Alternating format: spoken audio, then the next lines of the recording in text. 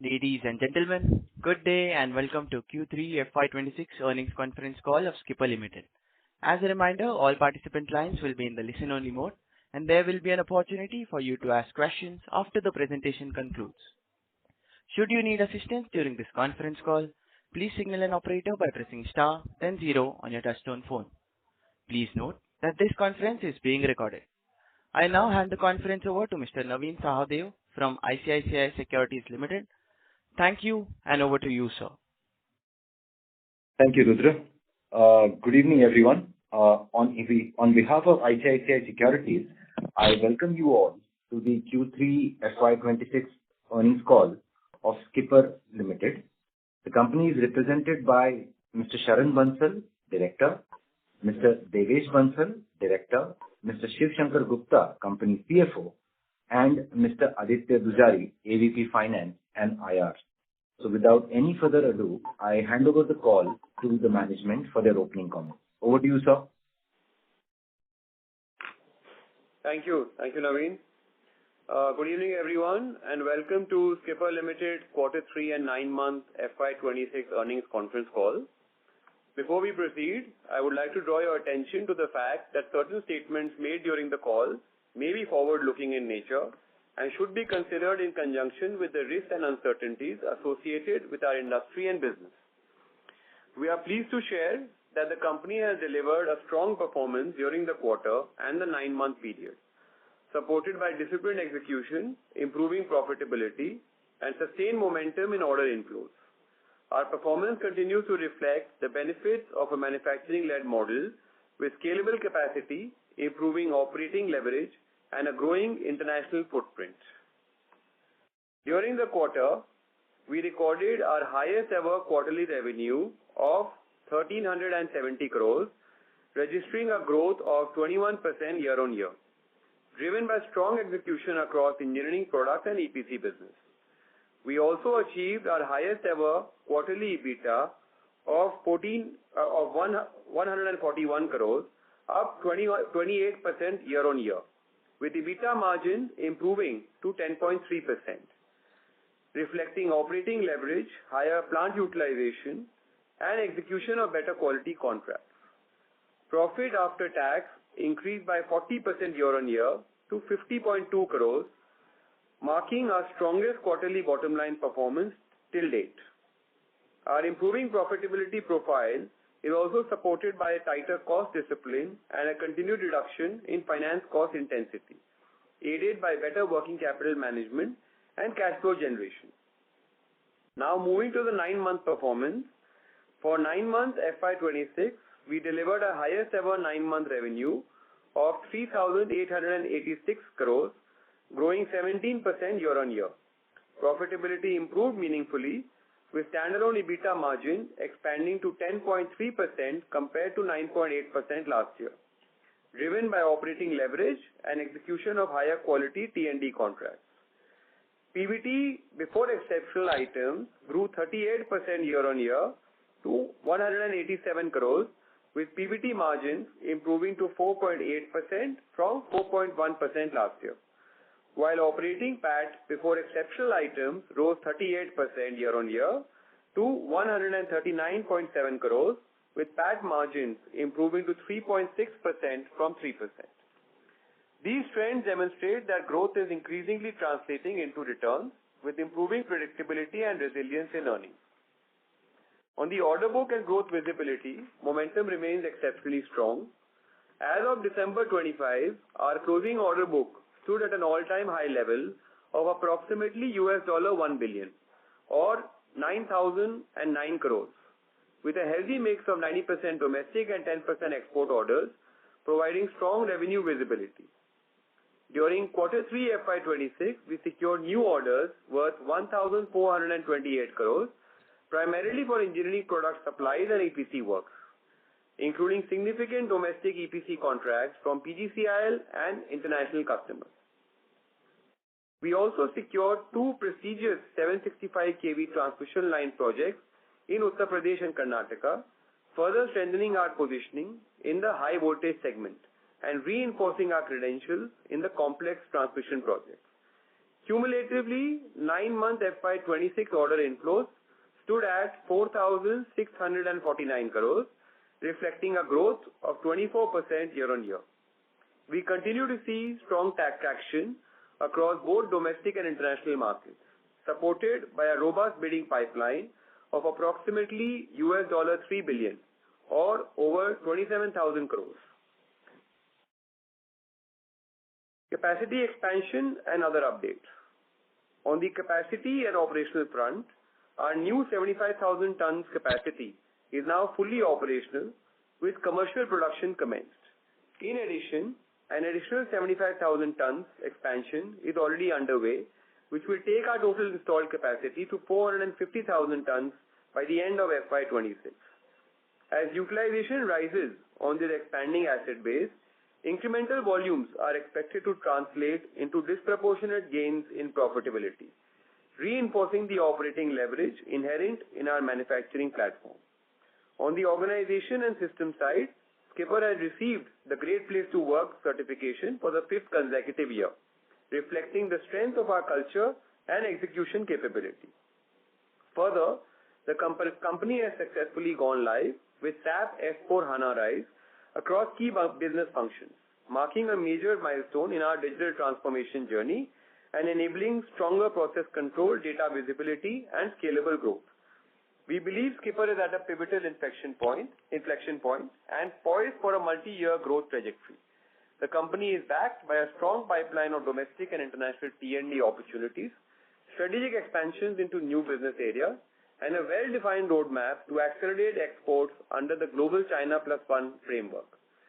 With a worldwide shift toward non-fossil and renewable energy driving sustained demand and a continued emphasis on operational excellence, Skipper is well positioned to deliver robust and profitable growth in the quarters and years ahead. Thank you, and I'm happy to take your questions now. Thank you very much. We'll now begin the question and answer session. Anyone who wishes to ask a question may press star and one on their touchtone telephone. If you wish to remove yourself from the question queue, you may press star and two. Participants are requested to use handsets while asking a question. Ladies and gentlemen, we'll wait for a moment while the question queue assembles. The first question is from the line of Keval Barot from Axis Securities. Please go ahead. Am I audible? Yes, please. Okay. Compliments on good set of numbers. So, sir, I have a couple of questions. My first question is that in the last Q2 Concall, you gave a revenue guidance of 20 to 25% growth year on year for next 3 years, capex guidance of 800 crore for next 4 years, and EBITDA margins in the range of 10 to 10.5% gradually, increasing year on year for the next 2 to 3 years. So, do you still hold this guidance? As you know, in the T&D sector is facing some challenges regarding right of the way, land acquisition, and power demand issues. Regarding T&D sector, see, as such, there are no challenges. There are a good amount of business opportunities both at the interstate level and at the intrastate level also. You might be aware that recently various states have also started TBCB bidding. So, business opportunities are robust. The government of India has a 9 lakh crore transmission capex plan up till 2032. And even beyond 2032, there are going to be further opportunities, with projects like Arunachal Hydro Project, etc., which itself is expected to be 6.5 lakh crores in transmission investment. So, all in all, we don't see any kind of challenge in the long run. Yes, this year, if you ask me, probably last year, because it was much higher than expectations, the order, overall industry ordering, probably in this year is slightly muted compared to last year, but overall it is still robust. If you see from our own order inflows, we have got revenue order inflows of 4,800 crores in the 9 months, which is a 24% increase over the previous 9-month period. And plus, apart from this, exports are also quite robust. We are seeing increasing export opportunities, in a number of geographies. So long run, honestly, again, in certain years there may be peaks and troughs, but long run transmission opportunity is very, very robust. Okay, sir. And regarding the guidance of revenue, CapEx, and EBITDA margin, that will be intact, which you have said it in last Q2 Concall, right? Yeah. So again, our aspiration is obviously to grow between 20 to 25%. We maintain that yes, the opportunity in transmission does, present itself for us to be taking that target. So between 20 to 25% is our aspiration for year-on-year growth. Okay. And CapEx for the next 4 years will be 800 crore, right?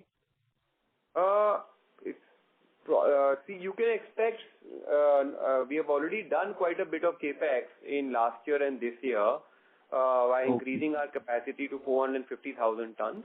For next year, we have not yet formed up our actual CapEx numbers, which we are expected to be formed up in the month of March. But you can expect a similar CapEx number in the next coming years as well. Okay, sir. Got it. And my second question is regarding capacity expansion.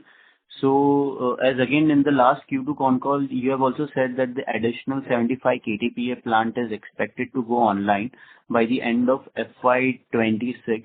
As I've seen it in your presentation, I just wanted to know what will be the approx timeline regarding the status of going to be online, and what kind of capacity utilization we can expect from that once it comes online, and how will the ramp up, and what will be the ramp up profile?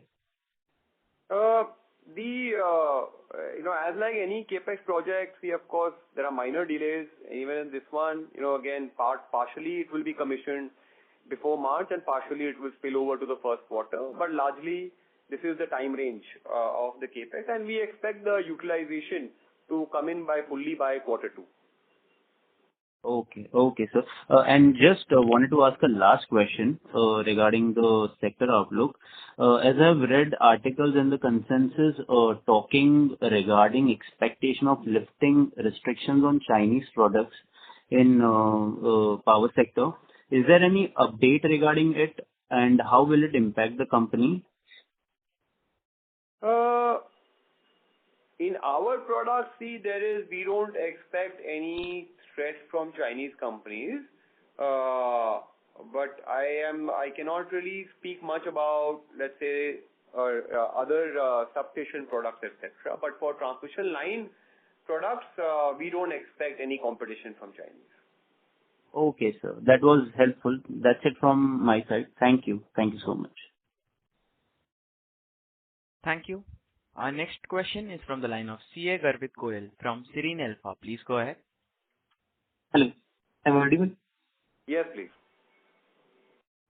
Sir, I just want to understand the impact of the recent increase in the copper price on our EPC segment. Could you please throw some light on this?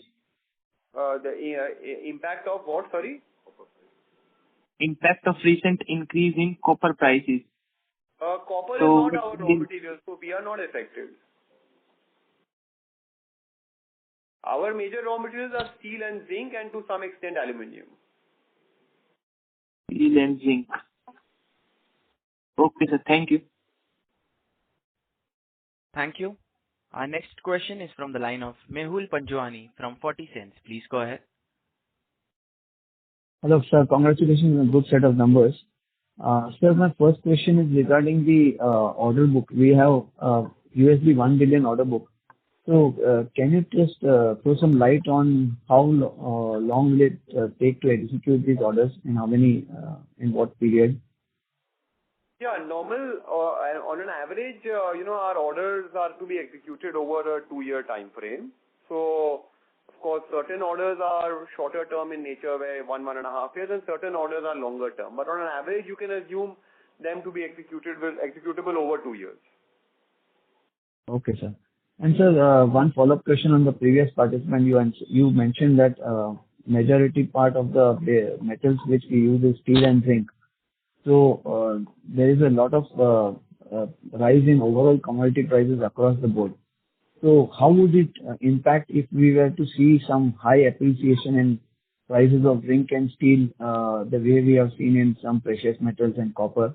Would it impact our margins substantially, or how would it be? See, in terms of steel and zinc prices, they have largely been range bound. If you would remember that prices had dropped quite a bit in the quarter one, quarter two, and we have seen some firming up of prices in quarter three this time. So I would say that prices are pretty much, if you look at an average for the full year, they are range bound. And secondly, as we have mentioned before, there is a fair amount of value addition in our end products. So raw materials only make up about 60% of our selling price. So again, and we have a healthy mix of firm price and variable price contracts also. So I would say that we are not very much concerned about the commodity price increase, at least for where our raw materials are concerned. We are not really dealing with the precious raw materials like silver or etc., or even copper, like the previous participant asked. Those are not our raw materials, where the real increase has been seen. Right. And sir, can you elaborate a little bit on the Arunachal project, which is already there, announced by the government, because I'm not aware about it. It is right now in planning stage, but the Government of India foresees a huge hydro potential in the Arunachal belt, and it is expected that a total of about 6.5 lakh crore transmission opportunity will open up in that belt because of those hydro projects. But those are going to be extending up to 2035 and beyond. So it's a very long-term project. Right. And so can we see some kind of announcement in the budget on the transmission sector? The transmission sector doesn't really get any support from the budget as such because, as I've mentioned earlier, that there is a large amount of private participation in the transmission sector.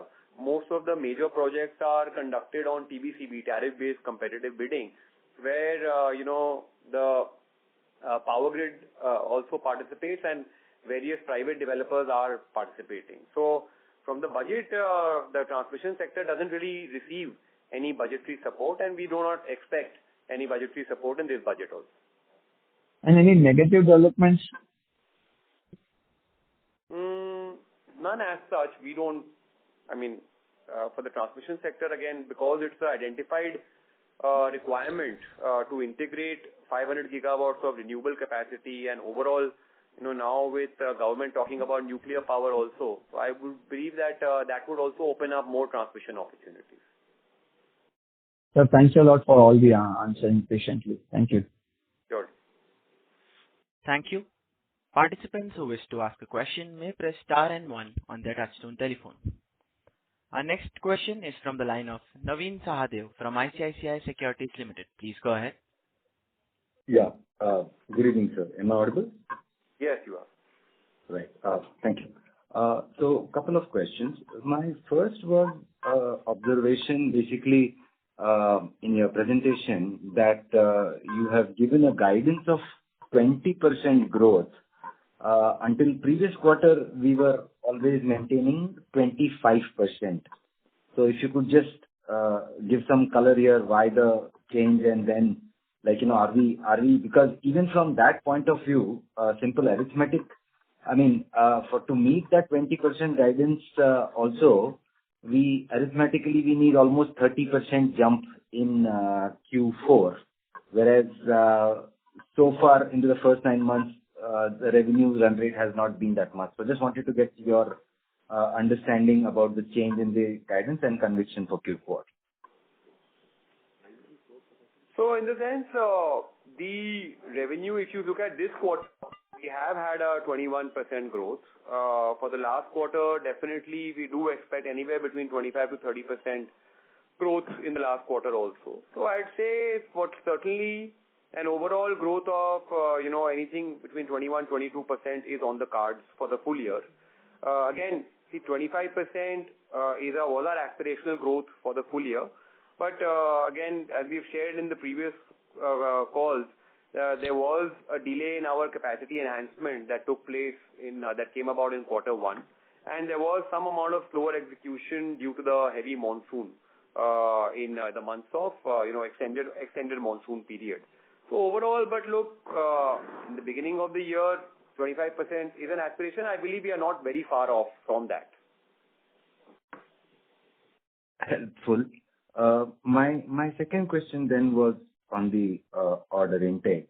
So if we were to continue with this, because I believe 20 to 25% range is what I think you had alluded to last time.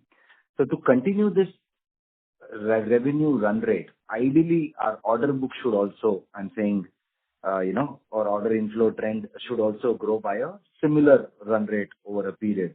Now, last year our order inflow was more like 5,335, and this year I think the guidance was 6,000 odd crore order inflow point of view, which is roughly anywhere between 10 to 15%. I'm just throwing a number here because we have 9 months number, but we don't know the Q4 number. But broadly, it looks like our order inflow will grow at 10 to 15%, whereas the revenue then that we are saying is likely to grow at 20% or going ahead also. That is what I would like to recollect that last until previous quarter you were saying we can continue to grow at 20-25%. So I'm just trying to understand the pipeline for the order inflow, and can that also grow at 20% plus? And how would we look at it between domestic and exports? Yeah, so this year, obviously, like I said, that overall ordering in the sector has been lesser compared to last year. Despite that, we will definitely be ending with a healthy order inflow. As if you look at 9-month number, it is 24% up. So certainly quarter 4, we are expecting some good orders to come in. Apart from that, I believe that, there are a lot of short-term orders also that come in during the year. And because we now have a good amount of capacity available, so this order book that you are seeing is only the closing order book, but there are short-term orders that are, received during the year which get executed during the year itself. So that will also help the business volume. So business volume is not only dependent on the closing order book. Yeah, the big pipeline obviously is, plus of 25,000 crores. So that obviously, again, that is a mix of all short-term, medium-term and long-term orders. Helpful. I will come back in queue for more questions. Thank you. Thank you. Thank you. Our next question is from the line of CA Garvit Goyal from Serene Alpha. Please go ahead. Hello, am I audible? Yes. Good evening, sir, and congrats for a good set of numbers. My question is particularly in relation to copper prices. As these prices are rising and we might be using the components where the copper goes into particularly in our EPC segment. So I just wanted to understand, are we able to pass on the commodity prices volatility to the customers from where we are getting EPC contracts? So copper is not really used in our contracts at all. Like I mentioned, our main raw materials are steel, zinc, and to some extent aluminium. Like I said, copper is not really our raw material. What kind of EPC do we are we engaged in? We are doing the full transmission line EPC up to high voltage category. So where we do the complete supply of tower, bought out items and the site construction. Understood. So the copper is not at all getting used in this? No. Thank you very much. All the best for you.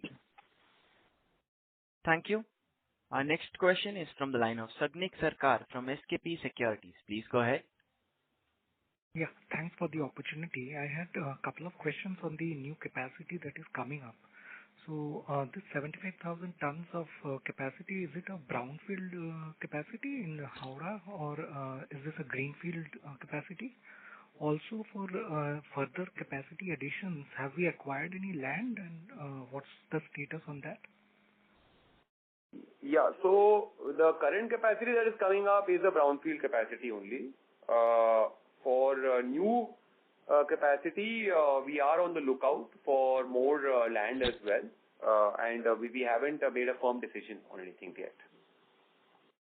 Okay. So it will be in West Bengal or it will be outside here, the state? We're looking at both the options. Okay. And for this new capacity, the 75,000 tons of capacity that will take the total capacity to 450,000. So work has started on this, or like it is yet to Yes, start? we're expecting to commission by the end of this year. By the end of March 26, Yes. right? March spilling over to quarter one, yes. Yeah, and 100% capacity utilization will be achieved by Q2 of FY27.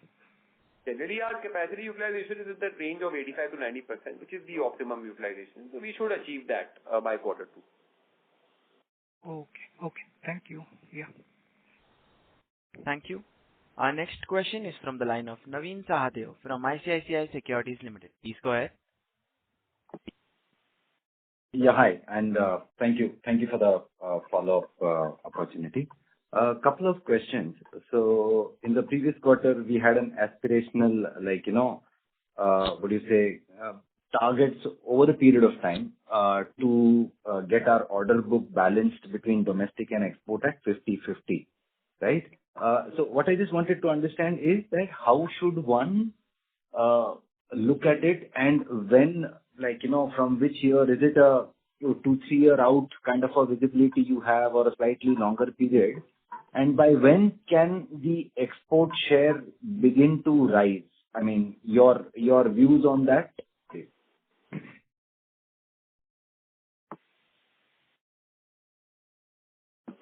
Yeah, so if you look at, in terms of export execution, even in the 9-month period, we have had close to about a 20% execution rate for the export out of our engineering products.